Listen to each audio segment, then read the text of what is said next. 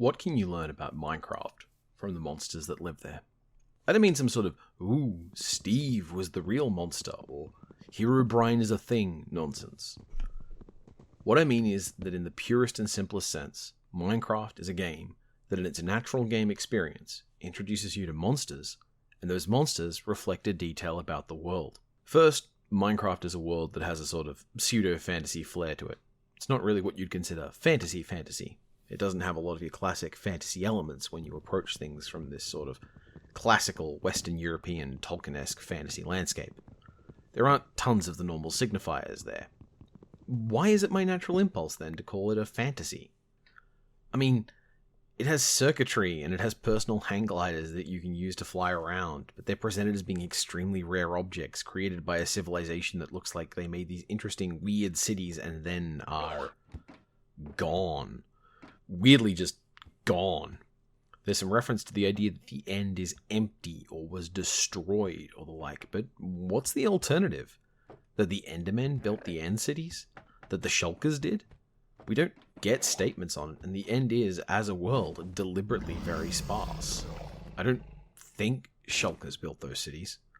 There are gates that need some sort of agent to engage with them. That's another thing. Point is that you could arguably make a case that Minecraft is a sort of science fiction story. There's sinew there. The game has mechanics that can seem a little magical, like the way golems and snowmen just come to life. But magic doesn't mean you have to be fantasy. I mean, look at Destiny. Circuitry can make automated carts and thinking machines and has resistors and repeaters and light detectors and piston machinery, all of which wants to interact with its big, chunky, natural world, but which still has brewing stands that want spider's eyes to make potions of leaping. You could do a read that feels vaguely unhelpful, where the villagers are inspired by Jewish law, in that they create golems to defend themselves that are notorious for being driven from their homes to serve some dictatorial other, but that seems more of a bummer than a premise. That is, however, largely what Minecraft is not.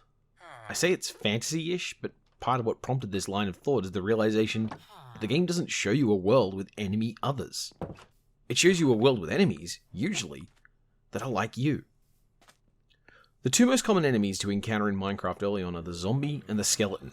They spawn commonly in the dark. Spiders need more area, and will usually spawn only when an area is pretty dense. But a zombie and a skeleton are both creatures that are basically you, but dead. The horror of the undead are pretty much just the horror of death itself, personalized and able to wander around being a huge jerk and ruining your day personally. Then there's the creeper. Minecraft is an interesting example to look at because right now it's a work that started out by someone who was playing with pieces and made the most iconic piece of monster design accidentally.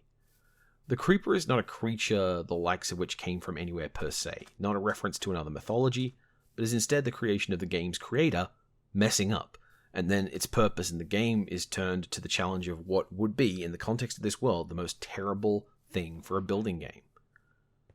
The creeper doesn't threaten you. I mean, it does, but it threatens your work, your labor efforts more. It turns your work into nothing. It turns pretty pristine landscapes into pockmarks, and it can kill things that it has no reason to care about, like your bees and cats, in the name of killing you. Which it does, to its own detriment.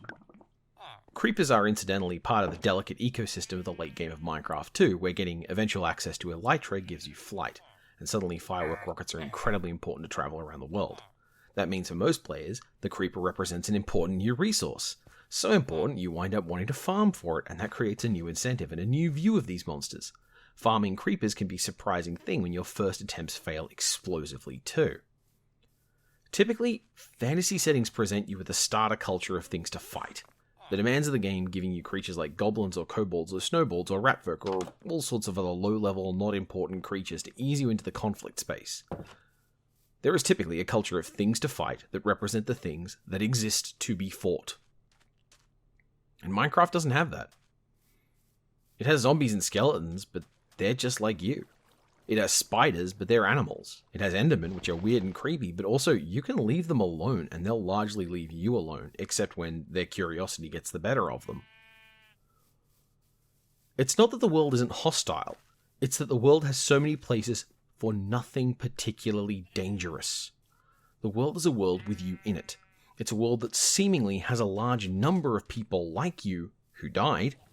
It has a whole neighbor dimension seemingly under a tyrant, but with nobody living there, and remnants of a civilization where the boats being launched hang in the air, devoid of everything, their homes studded with the creatures that don't seem capable of making the things that surround them. There's the Nether, where there are incomplete, mangled and damaged fortresses of two different cultures, the Piglins and the strange denizens of the Nether fortresses. None of this is to say that Minecraft is necessarily a post-apocalyptic setting. That kind of world is one where the actual apocalypse has an impact, defines the character of the world that's left. What we have in Minecraft is instead a world that has a space for you. It has a space for people like you, even the people like you who died and turned into skelly bones. It is not a world where you are an invader. It is a fantasy world where you are part of it, you belong to it, and so do the things there that want to eat you.